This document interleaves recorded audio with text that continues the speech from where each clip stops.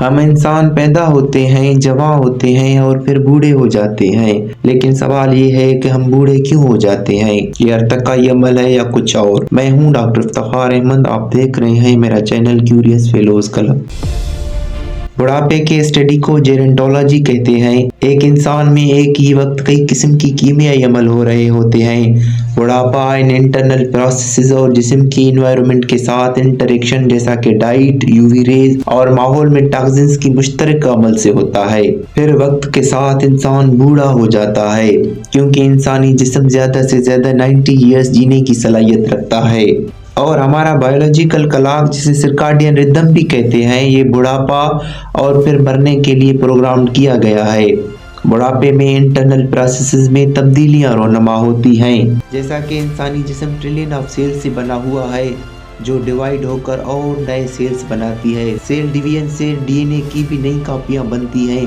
इस सारे अमल को जीन्स कंट्रोल करते हैं। जीन्स हमारे मौरूसी खासियतें नस्ल दर नस्ल मुंतकिल करता है। इसके अलावा जीन्स सेल्स की ज़िंदगी लाइफ स्पान को भी कंट्रोल करता है। हर सेल डिवीजन के बाद टीलोमियर्स छोटे हो जाते हैं, आखिरकार उस मकाम तक आ जाते हैं जहां से ज़्यादा सेल डिवीजन मुमकिन नहीं हो सकती। सेल डिवीजन न होने की वजह से और नए सेल न बनने की वजह से सेल्स और टिश्यूज कमज़ोर होने लगते हैं। इस सारे अमल को सेलुलर सेनेसेंस कहा जाता है और एक सेल सारी ज़िंदगी में 50 बार डिवाइड हो सकता है। ये इंसान में बुढ़ापे की निशानी है। हर सेल डिवीजन के साथ डीएनए को डैमेज हो जाता है और जेनेटिक मटेरियल्स में एरर आ जाते हैं। उसके बाद यूवी रेज और जिस्म में मेटाबॉलिज्म की वजह से फ्री रेडिकल्स पैदा होते हैं। ये सेल्स और टिश्यूज़ को नुकसान पहुंचाते हैं। इन फ्री रेडिकल्स को ख़त्म करने वाले एंटीऑक्सीडेंट वक्त के साथ बहुत कमज़ोर हो जाते हैं। इन फ्री रेडिकल्स को ख़त्म नहीं कर पाते, तो ये फ्री रेडिकल्स सेल्स और टिश्यूज़ को बहुत ज़्यादा नुकसान पहुँचाते हैं।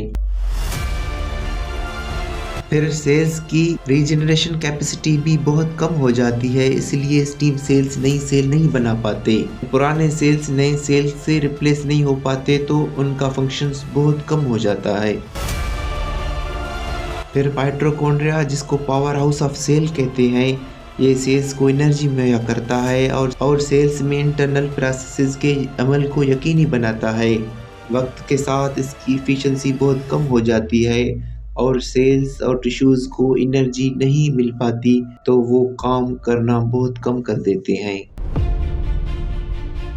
इसके अलावा हार्मोनल चेंजेस भी इंसान में बुढ़ापे का सबब बनता है।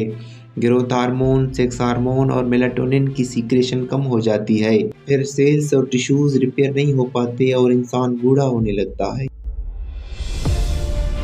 फिर वक्त के साथ इंसान की कुव्वत मुदाफ़ियत, इम्यूनिटी भी कमज़ोर होने लगती है और इंसानी जिस्म जरासीम और फॉरेन बॉडीज़ से मुकाबला नहीं कर पाती, तो कई किस्म के इन्फेक्शन हमला आवर होते हैं और इंसान की कुव्वत मुदाफ़ियत उनको कंट्रोल नहीं कर पाती, तो इंसान और ज़्यादा बूढ़ा हो जाता है।